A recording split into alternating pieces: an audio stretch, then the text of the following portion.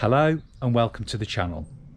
This video is focusing on the use of the 365 Go app along with the Aovo Pro E-Scooter. Really hope that you find it useful.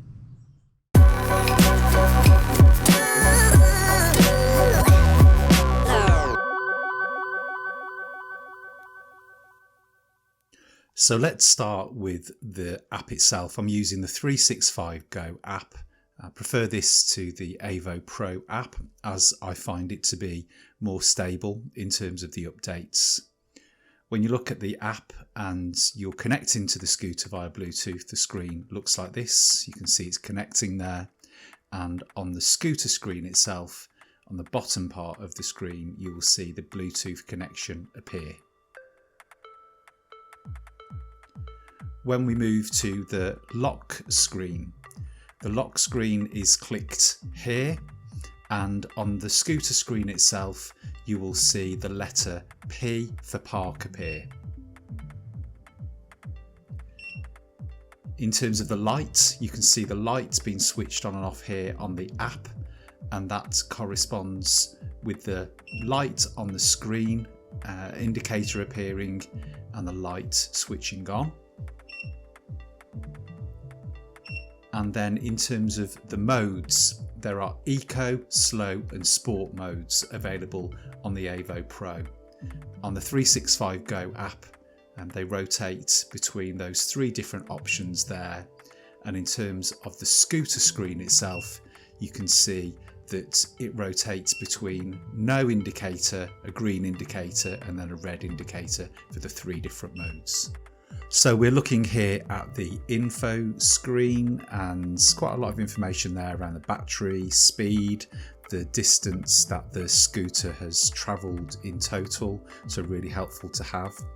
And the Aovo Pro also has cruise control, which can be toggled on and off on the bottom right hand corner of the app. When you look at the scooter screen itself, again on the bottom right hand corner there, the cruise control sign is flashing. If you travel at a consistent speed for 5 seconds, cruise control will be activated. Also in the advanced settings, you can toggle through the Eco, Sport and Slow modes again. There's another headlight on and off function there. You can also toggle between metric and imperial in terms of the speed. So on the scooter screen itself, you'll see kilometers per hour and miles per hour available on the screen. You can choose to have your app in a range of languages, as you can see there. And also, this is interesting, the upper speed is 38 miles an hour on the screen, but it always reverts back to 19 miles an hour on the app itself. So it has got a 19 mile an hour upper speed, and you can change the accelerator and brake responses there in advanced settings too. If you go into the advanced settings, you can upgrade the firmware if that's available. So on the scooter screen itself, you will get this UF upgrade firmware screen. Some further detail there about which version of the firmware the scooter is on. So moving on next to the different modes on the main screen of the app.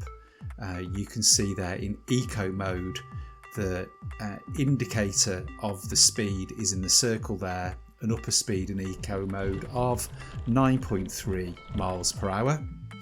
And then into slow mode, the speed increases this time to around 13-14 miles an hour, something along those lines. And then as we move through to sport mode, it's a 19 miles per hour upper speed limit, and honestly that feels quick enough on a scooter like this with tyres that aren't pneumatic, so solid tyres, and quite a small base.